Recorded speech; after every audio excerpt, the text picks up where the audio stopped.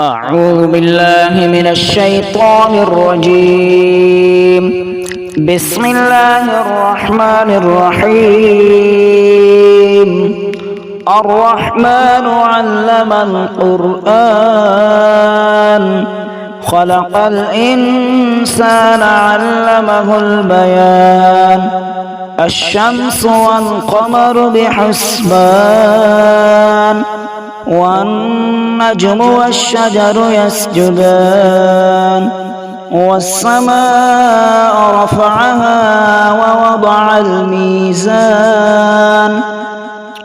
ألا تطغوا في الميزان وأقيموا الوزن بالقسط ولا تخسروا الميزان. والأرض وضعها للأنام فيها فاكهة والنخل ذات الأكمام والحب ذو العصف والريحان.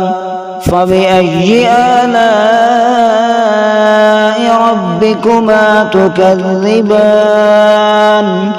خلق الإنسان من صلصال كالفخار وخلق الجان من مارج من نار. فبأي آلاء ربكما تكذبان؟ رب المشرقين ورب المغربين.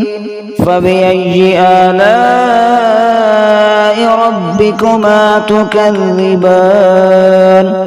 مرج البحرين يلتقيان بينهما برزخ لا يبغيان. فبأي آلاء ربكما تكذبان؟ يخرج منهما اللؤلؤ والمرجان. فبأي آلاء ربكما تكذبان؟ وله الجوار المنشآت في البحر كالأعلام. فبأي آلاء ربكما تكذبان؟ كل من عليها فان ويبقى وجه ربك ذو الجلال والإكرام. فبأي آلاء ربكما تكذبان؟ يسأله من في السماوات والأرض كل يوم هو في شأن. فبأي آلاء ربكما تكذبان؟ سنفرغ لكم أيها الثقلان. فبأي آلاء ربكما تكذبان؟ يا معشر الجن والإنس إن استطعتم أن تنفذوا من أقطار السماوات والأرض فانفذوا لا تنفذون إلا بسلطان. فبأي آلاء ربكما تكذبان؟ يرسل عليكما شواظ من نار ونحاس فلا تنتصران.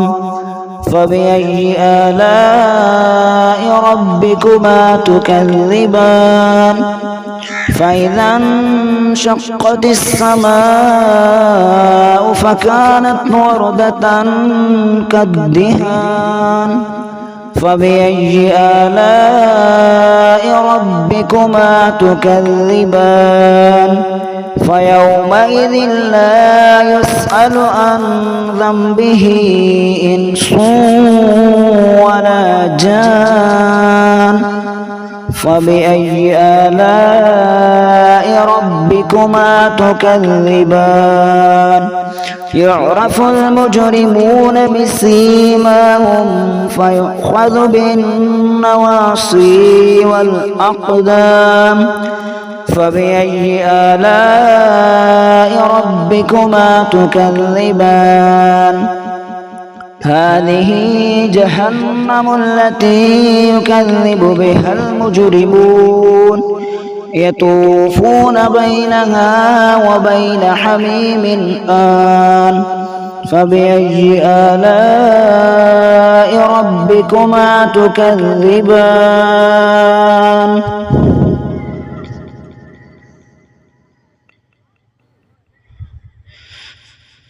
ولمن خاف مقام ربه جنتان فبأي آلاء ربكما تكذبان ذواتا أفنان فبأي آلاء ربكما تكذبان فيهما عينان تجريان فبأي آلاء ربكما تكذبان فيهما من كل فاكهة زوجان فبأي آلاء ربكما تكذبان